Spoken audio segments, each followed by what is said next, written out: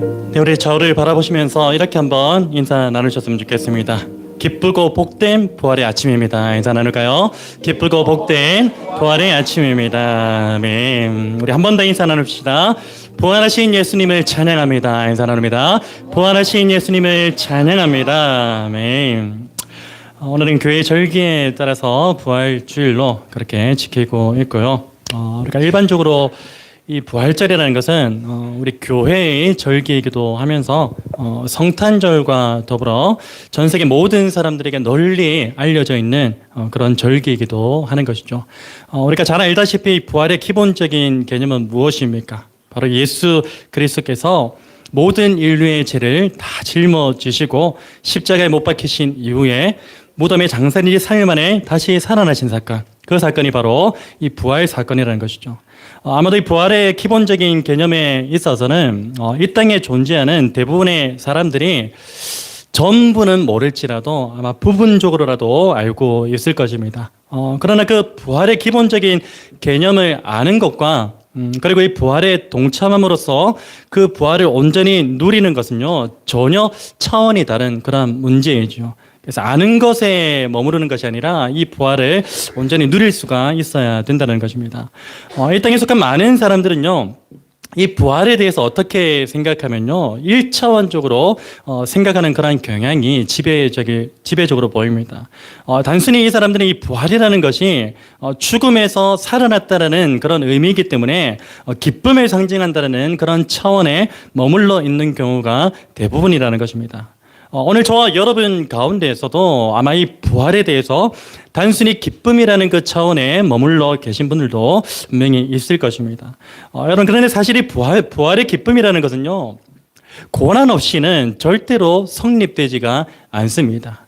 그래서 부활의 기쁨은요, 1차원적인 것이 아니라는 것입니다.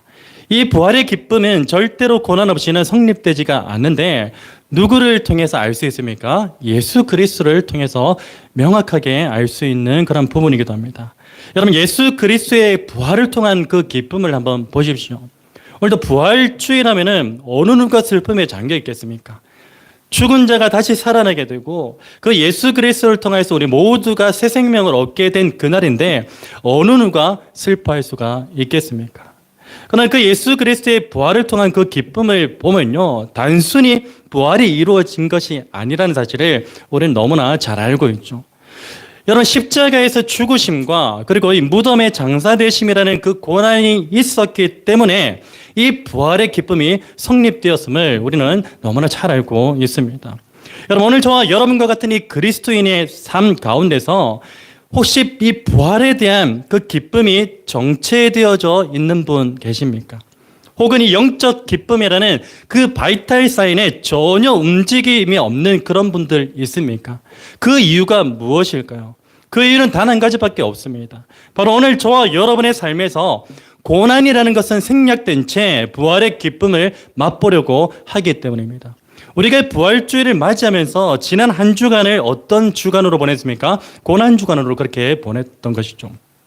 이 부활의 기쁨이라는 것이 극대화되기 위해서는 그 고난 주간에 어떠한 시간을 보내느냐에 따라서 이 부활의 기쁨이 극대화가 되어진다는 것입니다. 그런데 우리는 이 고난을 생략한 채 사실 우리 가운데 고난을 기뻐하는 사람들이 있습니까? 오히려 고난을 당하면은 너무나 울상이죠.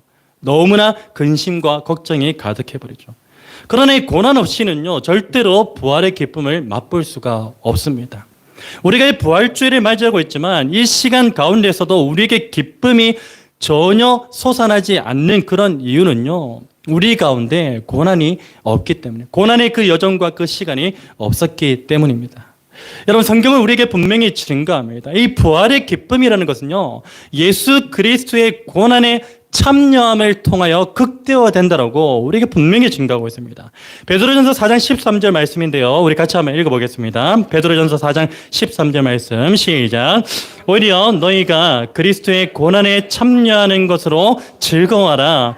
이는 그의 영광을 나타내실 때에 너희로 즐거워하고 기뻐하게 하려 함이라. 아멘. 그 영광으로 나타내실 그때에, 그리스도께서 다시 오시는 그때에 우리는 부활의 몸을 입게 될 것인데, 그때 즐거워하고 기뻐할 수 있는 그 근거가 무엇입니까? 고난에 참여하는 것이라는 것입니다.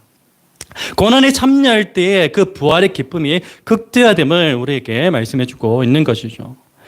여러분, 현재의 고난은 장차 우리에게 나타날 그 영광과 비교할 수 없다라고 말씀하신 그 주님께서는요, 오늘 저와 여러분의 삶이 철저히 그리스도의 고난과 연합되어 있기를 원하십니다. 그 사실을 잊어서는 안 됩니다. 로마서 6장 4절 5절 말씀, 우리가 잘 아는 말씀이죠. 암송구절이었기도 한데 같이 한번 읽어보겠습니다. 시작. 그러므로 우리가 그의 죽으심과 합하여 세례를 받음으로 그와 함께 장사되었나니, 이는 아버지의 영광으로 말미암아 그리스도를 죽은 자 가운데서 살리심과 같이 우리로 또한 새 생명 가운데서 행하게 하려 함이라. 만일 우리가 그의 죽으심과 같은 모양으로 연합한 자가 되었으면 또한 그의 부활과 같은 모양으로 연합한 자도 되리라. 아멘. 부활의 연합은 그냥 이루어지는 것이 아니라 어떠한 연합이 있어야 됩니까? 그리스도와 십자가의 그 고난에 대한 연합이 있을 때에, 곧 십자가에서 죽으심과 무덤의 장사되심의 그 연합이 있을 때에 부활의 연합도 같은 모양으로 이루어지고 누릴 수 있음을 우리에게 분명하게 말씀해 주고 있는 것이죠. 여러분, 오늘 저와 여러분이 부활의 기쁨을 온전히 누리기를 원하신다면요, 날마다 그리스도의 고난에 동참하셔서 죄성으로 가득한 나의 옛 자아는 예수 그리스도의 그 십자가에 완전히 못 박으심으로 그리스도와 함께 죽고 그리스도와 함께 사는 인생, 곧 나는 완전히 죽고 오직 내 안에 예수가 사는 그런 인생이 되셔서 날마다 그 부활의 기쁨을 온전히 누리시게 되기를 우리 주님의 이름으로 축복합니다. 여러분, 그런 의미에서 오늘 본문은요, 이 부활이라는 큰 주제 안에서 부활의 개념을 디테일하게 정리하고 있음을 알 수가 있습니다. 여러분, 간절히 바라기는 오늘 이 본문을 통하여서 부활에 대한 지식은 많잖아요. 우리가 부활이 무엇인지에 대한 그 지식은 너무나 많잖아요. 그러나 그 지식을 넘어서 이 부활을 풍성하게 누리게 되는 은혜가 있기를 주님의 이름으로 축복합니다. 여러분, 첫 번째로 이 부활에 대해 살펴볼 것은요, 부활이란 무엇이냐는 것입니다. 부활이란 무엇인가? 여러분, 이 부활은 헬라어로 잠에서 깨어 일어남이라는 그런 의미를 가지고 있습니다. 그리고 다시 살다라는 확장적인 그런 의미도 가지고 있습니다. 그래서 전통적으로 이 부활이라는 이 단어는요, 예수 그리스도께서 죽음에서 살아나심을 뜻하는 것이 바로 부활의 근본적인 개념입니다. 여러분, 그리고 오늘 본문 29절은 부활에 대해서 무엇이라고 증거합니까? 이렇게 증거하죠. 내가 진실로 진실로 너희에게 이르노니 내 말을 듣고 또 나 보내신 이를 믿는 자는 영생을 얻었고 심판에 이르지 아니하나니 사망에서 생명으로 옮겼느니라. 아멘. 여러분, 본문 29절은 부활에 대해서 무엇이라고 증거합니까? 바로 사망에서 어디로요? 생명으로 옮겨진 그 상태를 가리켜서 부활임을 증거하고 있는 것입니다. 여러분, 여기서 말하는 사망은요, 어떤 의미가 담겨져 있냐면 영적 코마 상태를 의미합니다. 즉, 이 의학적으로 코마라는 것은 우리가 잘 알고 있듯이 이 코마 상태는 무엇입니까? 외부 자극에 그 어떠한 반응도 하지 못하는 그런 혼수 상태를 가리켜서 코마 상태라고 그렇게 이야기하죠. 여러분, 이 혼수 상태는요, 누군가 불러도 어떻습니까? 듣지를 못해요. 그리고 말하지도 못해요. 그리고 통증을 가해도 전혀 반응하지 못하는 그 상태가 혼수 상태죠. 코마 상태죠. 무엇보다 이 코마 상태는요, 의학적으로는 어떻습니까? 살아날 가망이 없습니다. 너무나 희박해요. 그래서 당장 사망 선고를 내리더라도 전혀 이상하지 않는 그런 상태가 이 코마 상태예요. 이 코마 상태는 기적을 바라는 것 외에는 아무것도 할 수 없는 그 상태죠. 혼수 상태, 코마 상태. 여러분, 영적 코마 상태도 이와 마찬가지입니다. 영적 코마 상태에 있던 우리에 대해서 에베소서 2장 1절 말씀은 우리에게 이렇게 증가하는데 같이 한번 읽어보겠습니다. 시작. 그는 허물과 죄로 죽었던 너희를 살리셨도다. 아멘. 이게 영적 코마 상태예요. 여러분, 여기서 헬라 문법적으로 한 가지 흥미로운 사실이 있습니다. 어떤 사실이냐면 잘 한번 들어보십시오. 이 죽었던에 해당하는 이 단어는요, 문법적으로 보면 현재 분사형을 사용하고 있습니다. 그래서 이 죽음의 상태가 한 번에 끝난 게 아니라 지속되고 있다는 그 사실을 말해주는 거예요. 날마다 우리는 죽는 거예요. 한 번 죽는 게 아니라 그 다음날 또 죽고 그 다음날 또 죽고. 무엇 때문에요? 우리 안에 있는 허물과 죄 때문에 계속 죽음의 상태가 연속되어지는 거, 지속되고 있음을 그렇게 말하고 있는 것입니다. 그리고 이 살리셨도다에 해당하는 이 단어는요, 문법적으로 헬라에서 주로 사용하는 시제가 있는데 그 시제가 뭐냐면 아우리스트라는 그 시제입니다. 그러니까 좀 특별한 시제거든요. 그 시제를 사용하면서 이 살리심의 상태가 과거에 이미 완료된 단회적인 그 사건임을 밝히고 있어요. 지속되는 사건이 아니라 과거에 완료된 사건입니다. 단회적인 사건이에요. 한 번의 사건. 여러분, 그래서 그는 허물과 죄로 죽었던 너희를 살리셨도다라는 이 말씀은요, 날마다 오늘 저와 여러분은 허물과 죄로 인하여 영적 코마 상태에 빠져 있지만 과거에 이미 완료된 그 단회적인 사건인 이 살리심의 은혜로 말미암아서 날마다 다시 살아나는 영적 부활을 경험하게 된다는 것입니다. 이게 에베소서 2장 1절의 말씀이에요. 여러분, 그런 의미에서 이 그리스도인은요, 날마다 자신의 그 허물과 죄를 가지고서 어디로 나아가야 됩니까? 십자가 앞으로 나아가야 됩니다. 우리는 죽어야 돼요, 날마다. 죽지 않으려고 몸부림치면은 어떤 일이 벌어집니까? 부활을 경험하지 못해요. 그래서 날마다 십자가 앞으로 나의 죄와 허물을 가지고 나가야 돼요. 그리고 어떻게 해야 됩니까? 그곳에서 나의 허물과 죄를 십자가에 못 박음으로써 어떤 일이 일어납니까? 영적 부활을 경험하게 되는 것입니다. 여러분, 이러한 의미로 볼 때 그리스도인의 부활은요, 미래에 일어날 사건이기도 하지만 또 어떤 의미가 있습니까? 매일매일의 삶 가운데서 자신의 허물과 죄를 십자가에 못 박는 이 처절한 몸부림을 통해서 영적 부활의 기쁨을 누리게 되는 현재적 사건이기도 한 것입니다. 우리는 부활하면요, 너무 미래적인 개념에만 머물러 있는 경우가 많습니다. 그러나 절대적으로 이 부활은요, 미래적인 개념뿐만 아니라 현재적인 그런 개념도 반드시 있다는 사실을 우리는 기억해야 되는 것입니다. 여러분, 간절히 바랍니다. 허물과 죄로 인해 하루하루 영적 코마의 상태에 빠져 있는 저와 여러분 모두가 날마다 십자가 앞으로 나아가시는 은혜가 있기를 축복합니다. 그 십자가 앞으로 나아가셔서 자신의 그 허물과 죄를 십자가에 못 박으심으로써 매일의 삶 가운데서 이 영적 부활의 기쁨을 온전하게 누리게 되는 은혜가 있기를 우리 주 예수 그리스도로 축원합니다. 여러분, 두 번째로 이 부활에 대해 살펴볼 것은요, 부활의 개념을 우리가 알았잖아요. 부활이 무엇인가? 그렇다면 과연 이 영적 부활이라는 것은 어떻게 경험할 수 있게 되는가? 그것에 대해서 좀 알아볼 필요가 있습니다. 과연 우리는 영적 부활, 그 영적 부활을 어떻게 경험할 수 있게 될까요? 사실 이것에 대한 힌트는요, 이미 주어졌죠. 앞에 제가 말씀드린 부분에서. 무엇입니까?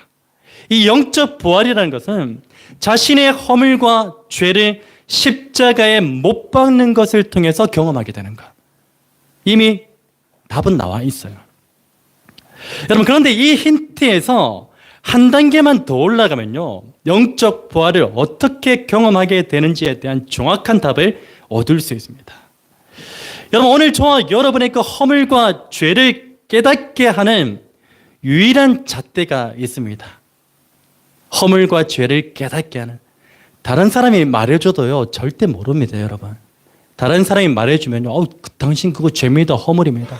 우리 인간은 기본적으로 연약해서요, 반발심만 생겨요. 절대 깨닫지 못해요. 우리의 허물과 죄를 깨닫게 하는 유일한 잣대가 되는 것은 무엇이죠? 바로 하나님의 말씀인 줄 믿습니다. 로마서 3장 20절 말씀은 우리에게 이렇게 증가합니다.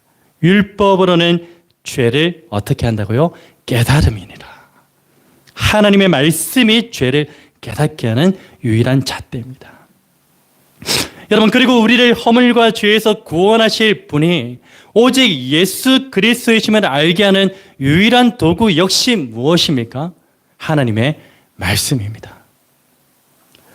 갈라디아서 3장 24절은 우리에게 이렇게 증가합니다. 이같이 율법이 우리를 그리스도께로 인도하는 초등교사가 되어 우리로 하여금 믿음으로 말미암아 의롭다 함을 얻게 하려 함이라. 아멘. 여러분, 이제 답이 나왔죠.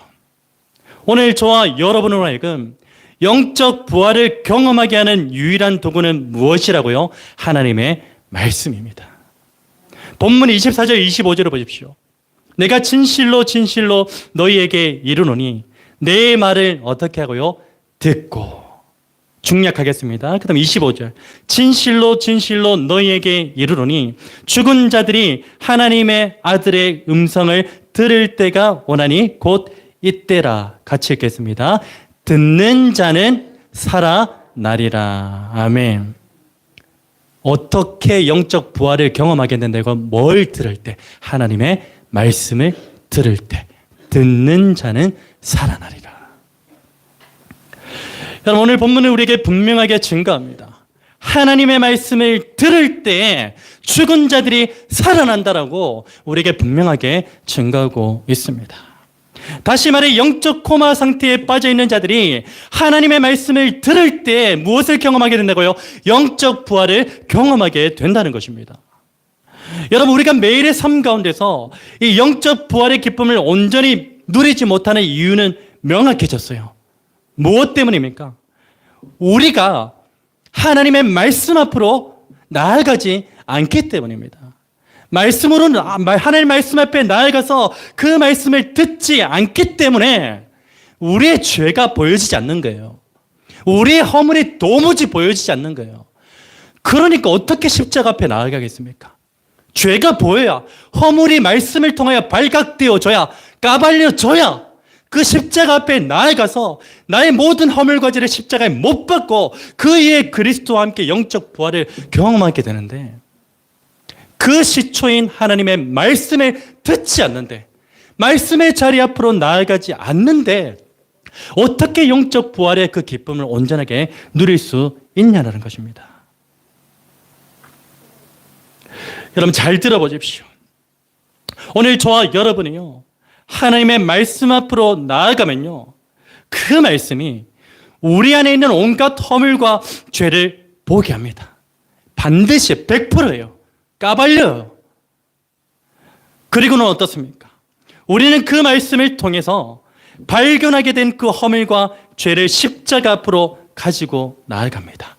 그리고 십자가에서 그 모든 허물과 죄를 못 박아버리죠. 그러면 이 갈라디아서 2장 20절에서 증가하고 있는 것처럼 그리스도와 함께 십자가에 못 박힌 오늘 저와 여러분 모두는 예수 그리스도와 함께 다시 살아나게 되는 영적 부활을 경험하게 되는 것입니다. 내가 그리스도와 함께 십자가에 못 박혔나니 그런즉 이제는 내가 사는 것이 아니요 오직 내 안에 그리스도께서 사시는 것이라. 여러분, 사실 오늘 저와 여러분의 매일의 삶은요, 어떤 상태입니까? 영적 코마 상태에 놓여 있다고 볼 수 있어요. 눈이 있어도 보지 못하는 상태예요. 귀가 있어도 듣지 못하고 있고요. 입이 있어도 말하지 못하는 완전한 영적 코마 상태에 오늘 저와 여러분이 놓여 있는 것입니다. 그러나 성령께서 오늘 저와 여러분의 하나님의 말씀 앞으로 이끌어 주시면요, 어떻게 되죠? 그 말씀을 통하여 우리는 내 안에 만연하게 쌓여있는 그 허물과 온갖 죄가 무엇인지를 듣게 되고요, 또한 그것을 보게 되고요, 무엇보다 내 안에 가득한 그 허물과 죄를 입으로 시인하고 고백하게 됨으로써 예수 그리스도와 함께 다시 살리심을 받고 영적 부활의 기쁨을 온전히 누리게 될 것입니다. 이러한 누림의 은혜가 오늘 저와 여러분의 삶 가운데 풍성하게 나타나게 되기를 우리 주 예수 그리스도로 축원합니다. 그럼 마지막으로 부활에 대해 살펴볼 것은요, 과연 현재의 삶에서 우리가 누리고 있는 그 영적 부활의 기쁨이라는 것이 우리가 장차 누리게 될 그 미래적 부활의 기쁨과 동일한 것인가? 그 부분에 대해서 좀 살펴보기를 원합니다. 여러분 어떻게 생각하세요? 우리 날마다 말씀 앞에 나아가서 내 허물과지를 십자가에 못 박고 그리스도와 함께 다시 살아남으로 영적 그 부활의 기쁨을 맛보고 있잖아요. 그렇다면 현재 우리가 누리고 있는 그 영적 부활의 기쁨이 장차 그리스도께서 다시 오실 때 그때 누리게 될 그 부활의 기쁨과 동일하냐는 것입니다. 어떻게 생각하십니까? 여러분 결론부터 말하자면요, 현재적 부활의 기쁨과 미래적 부활의 기쁨은요 본질적으로 동일합니다. 차이가 없습니다. 여러분 예를 들어 설명해 보자면요, 우리는 천국에 관하여서 혹은 영생에 관하여서 온갖 이미지를 생성해냅니다. 그러면서 어떻게 하죠? 아, 천국은 이런 곳일 거야. 말씀보다 더 앞서 나가서 그렇게 묘사하는 분들도 있어요. 영생은 이런 것일 거야 라고 하면서 상상의 나래를 펼쳐나갑니다. 여러분, 근데 사실 우리가 이 땅에서 누리는 천국과 영생을 죽음 이후에 누리게 될 그 천국과 영생에 비교해 본다면요, 본질적으로 아무런 차이가 없습니다. 왜 그런가 하면요, 구약에서 모형과 그림자로 삼았던 분이 누구시죠? 예수 그리스도. 그 예수 그리스도께서 이 땅에 오셨죠.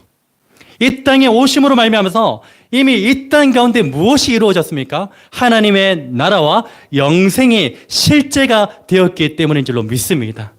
그래서 그 기쁨과 하나님의 나라를 누리는 것, 영생이라는 것이요, 실제인 거예요. 죽음 이후에 누리는 것과 별 차이가 없다는 것입니다. 이런 부활도 마찬가지입니다. 현재 우리가 누리는 영적 부활의 기쁨은요, 장차 우리가 누리게 될 그 부활의 기쁨과 본질적으로 동일한 거예요. 그런데 문제가 있습니다. 어떤 문제가 있죠? 우리 안에 여전히 허물과 죄라는 것이 자리 잡고 있기 때문에 하나님의 나라이든지 혹은 영생이든지 부활의 기쁨이든지 이 모든 것을 완전하게 누리지는 못하고 있다는 거예요. 현재적 부활의 기쁨, 미래적 부활의 기쁨, 본질적으로 동일한데 우리 죄 때문에, 허물 때문에 완전히 누리지 못할 뿐이에요. 여러분, 하나님의 나라가 변질됩니까? 영생과 부활의 기쁨이라는 것이 변질됩니까? 절대 그렇지 않습니다. 하나님의 나라와 영생과 이 부활의 기쁨은요, 창세전부터 지금에 이르도록 그리고 영원까지 절대로 변질되지 않습니다. 그냥 우리 안에 있는 그 허물과 죄라는 것이 하나님의 나라와 영생과 부활에 대한 그 기쁨에 대한 그 누림을 약화시키고 있을 뿐이에요. 여러분, 사실 하나님의 나라와 영생과 부활의 기쁨이 영원토록 변질되지 않는다는 그 사실은 예수님의 공생애 가운데 첫 번째 표적으로 불리는 그 표적을 통해서 우리에게 미리 알려주셨어요. 예수님의 공생애 가운데 나타낸 첫 번째 표적이 무엇이죠? 가나 혼인잔치죠. 그 표적을 통해서 오늘 지금 이 땅에서 우리가 누리는 하나님의 나라, 영생, 부활의 기쁨이 장차 누리게 될 그것과 전혀 차이가 없다는 것. 그것을 이 가나 혼인잔치를 통해서 우리에게 미리 말씀해 주셨습니다. 여러분, 가나 혼인잔치는요, 단순하게 물이 변하여서 포도주가 되는 그 놀라운 기적에 중점을 두고 있지 않습니다. 우리가 중점을 둘 뿐이죠. 와, 하나님, 예수님 정말 놀라우시다. 가나 혼인잔치는요, 장차 신랑 되신 예수 그리스도와 그리고 신부된 우리의 혼인잔치를 예표하는 것입니다. 그 잔치 가운데 영원토록 끊어지지 않는 그 기쁨을 나타내는 게 그게 중점적인 메시지예요. 가나 혼인잔치에서. 여러분, 이 가나 혼인잔치는요, 혼인잔치에서 이 기쁨을 상징하는 포도주가 떨어져 버리죠. 난감한 상황이에요. 그 난감한 상황 가운데서 예수님께서 물을 포도주로 변화시키시고, 그럼으로써 이 혼인잔치의 기쁨이 사라지지 않게 하신 사건입니다. 그 혼인잔치 가운데 연회장은 이런 고백을 합니다. 어떤 고백을 하는지 잘 들어보세요. 연회장은 물로 된 포도주를 맛보고도 어디서 나는지 알지 못하며 물도온 하인들은 알더라. 연회장이 신랑을 불러 말하되 사람마다 먼저 좋은 포도주를 내고 취한 후에 낮은 것을 내거늘 그대는 지금까지 좋은 포도주를 두었도다. 무슨 말입니까? 잔치의 시작부터 끝까지 포도주가 본질이 변화되지 않았고, 즉 기쁨이라는 그 본질이 변화되지 않았다는 것입니다.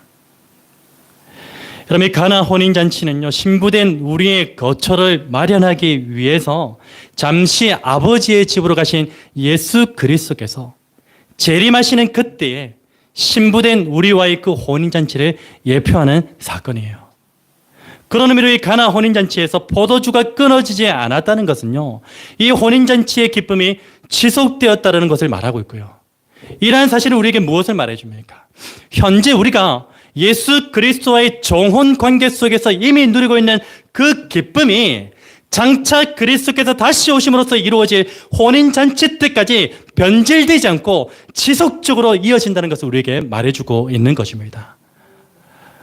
그래서 오늘 저와 여러분이 이 땅에서 누리고 있는 하늘의 기쁨은요, 장차 그리스도께서 다시 오실 때 주어질 그 기쁨과 본질적으로 동일한 것이라는 사실입니다. 그런 의미에서 오늘 저와 여러분이 누리고 있는 그 영적 부활의 기쁨 역시도 예수 그리스도의 재림으로 인한 그 부활의 때까지 어떻게 합니까? 변질되지 않습니다. 지속되는 것이죠. 여러분, 때때로 우리는 허물과 죄로 인하여서 매일의 삶 가운데서 이 영적 부활의 기쁨을 온전히 누리지 못할 때도 많습니다. 일주일에 한 번 누릴까요? 한 달에 한 번이나 누릴까요?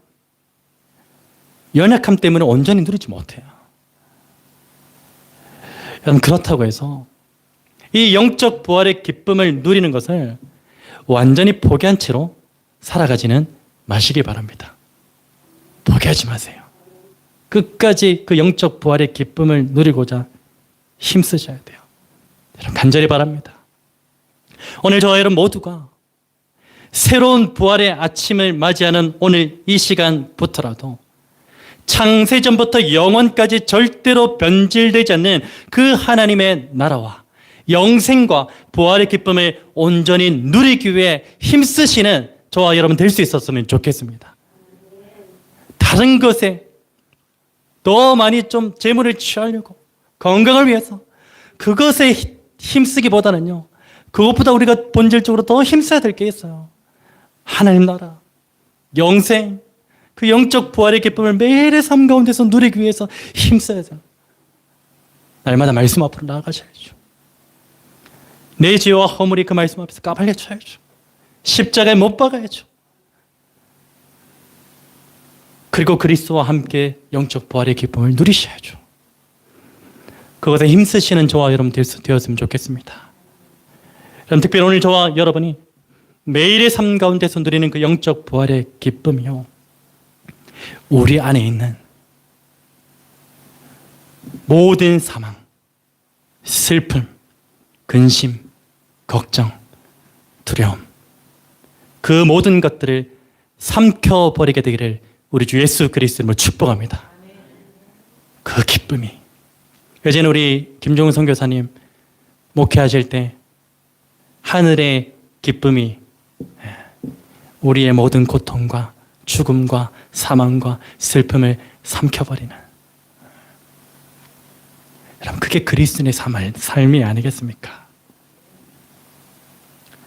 무엇보다 주님 다시 오시는 그날에 곧 모든 사망과 슬픔과 근심과 걱정과 두려움이 완전히 사라지는 그날에 우리가 온전하게 누리게 될 그 부활의 기쁨을 소망하시며 살아가시는 저와 여러분의 복된 인생 되시기를 주님의 이름으로 축원합니다.